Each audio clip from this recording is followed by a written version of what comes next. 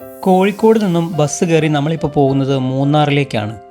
രാവിലെ 5:30 കൂടി നമ്മൾ മൂന്നാർ ടൗണിലെത്തിയിട്ടുണ്ട്. ഫ്രഷായി ബ്രേക്ക്ഫാസ്റ്റ് ഒക്കെ കഴിച്ച് ജീപ്പ് പിടിച്ച് ഇനി നമ്മൾ പോകുന്നത് സൂര്യനെല്ലിയിലേക്കാണ്. വഴിയിലൊക്കെ നിർത്തി മൂന്നാറിലെ മനോഹരമായ കാഴ്ചകളൊക്കെ കണ്ടിട്ടാണ് നമ്മൾ പോകുന്നത്. ഇതാണ് സൂര്യനെല്ലി ടൗൺ. നമ്മുടെ കൊളുക്കുമല പാക്കേജ് ആരംഭിക്കുന്നത് ഇവിടെ നിന്നാണ്.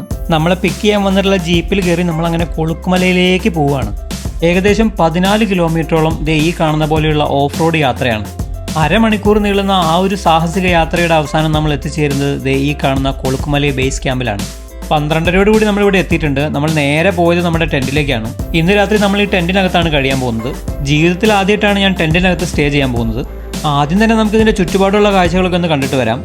ഈ ബേസ് ക്യാമ്പിൽ തന്നെ ഒരു വ്യൂ പോയിന്റ് ഉണ്ട്. നമ്മൾ അവിടേക്കാണ് പോകുന്നത്. നട്ടുച്ച നേരമാണെങ്കിൽ പോലും അത്യാവശ്യം നല്ല തണുപ്പുണ്ടായിരുന്നു. വ്യൂ പോയിന്റിൽ നിന്നുള്ള വ്യൂ ആണ് നിങ്ങൾ ഈ കാണുന്നത്. കുറച്ചു നേരം കഴിഞ്ഞപ്പോൾ തന്നെ പെട്ടെന്ന് കോട ഇറങ്ങാൻ തുടങ്ങി. കുറച്ചു നേരം കോടയൊക്കെ ആസ്വദിച്ച് ഇനി നമ്മൾ നേരെ പോകുന്നത് ജാഗ്വർ റോക്കിലേക്കാണ്. ഇങ്ങോട്ട് വരുന്ന വഴിയിൽ തന്നെയാണ് ജാഗ്വർ റോക്ക് ഉള്ളത്. നമ്മളങ്ങനെ നടന്ന് ജാഗ്വർ റോക്കിന് അടുത്തെത്തിയിട്ടുണ്ട്. അവിടെ നിന്ന് അടിപൊളി ഫോട്ടോസൊക്കെ എടുത്ത് നമ്മൾ ബേസ് ക്യാമ്പിലേക്ക് തന്നെ തിരിച്ചു വന്നു. അപ്പോഴേക്കും നമുക്കുള്ള ഡിന്നറൊക്കെ റെഡി ആയിരുന്നു. പൊറോട്ടയും നെയ്ച്ചോറും കോഴിക്കറിയും ഒക്കെ ആയിട്ട് അടിപൊളിയായിരുന്നു. നമ്മൾക്കായിട്ടൊരു ചെറിയ ക്യാമ്പ് ഫയർ ഒക്കെ സെറ്റ് ചെയ്തിട്ടുണ്ടായിരുന്നു. ഒരു 9 മണിയോട് കൂടി നമുക്ക് കിടന്നുറങ്ങണം. എങ്കിൽ മാത്രമേ നമുക്ക് നാളെ 4 മണിക്ക് എണീക്കാൻ പറ്റുള്ളൂ. അപ്പോൾ ഗുഡ് നൈറ്റ്.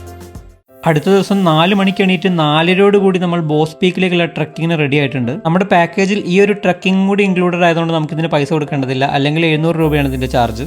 നല്ല ഇരുട്ടാണ്, അതുപോലെ തന്നെ നല്ല തണുപ്പുമാണ്. ഇതൊരു വ്യൂ പോയിന്റ് ആണ്. തിരിച്ചു വരുമ്പോൾ നമുക്ക് ഡീറ്റെയിൽഡ് ആയിട്ട് കാണാം.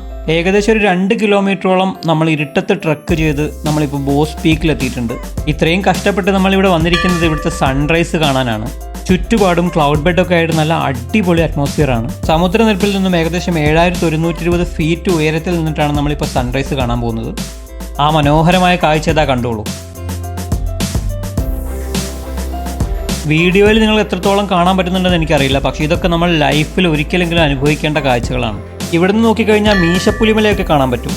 ഇവിടുന്ന് കുറേ ഫോട്ടോസും വീഡിയോസും ഒക്കെ എടുത്ത് നമ്മളങ്ങനെ മെല്ലെ താഴേക്ക് ഇറങ്ങാൻ നോക്കുകയാണ്. താഴേക്ക് ഇറങ്ങുമ്പോൾ നേരത്തെ നമ്മൾ കണ്ട ആ വ്യൂ പോയിന്റിലെ കാഴ്ചകളും കൂടി നമുക്ക് കാണാം.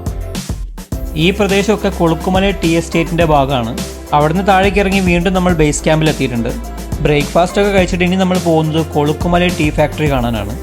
935 ബ്രിട്ടീഷുകാർ സ്ഥാപിച്ചിട്ടുള്ള ഈ ഒരു ടീ ഫാക്ടറി ഇന്നും അതേപോലെ തന്നെ നിലനിർത്തിയിരിക്കുകയാണ്. അന്ന് ഉപയോഗിച്ച അതേ മെഷീൻസ് തന്നെയാണ് ഇന്നും ഈ ഒരു ഓർഗാനിക് ടീ ഫാക്ടറിയിൽ ഇവർ ഉപയോഗിക്കുന്നത്.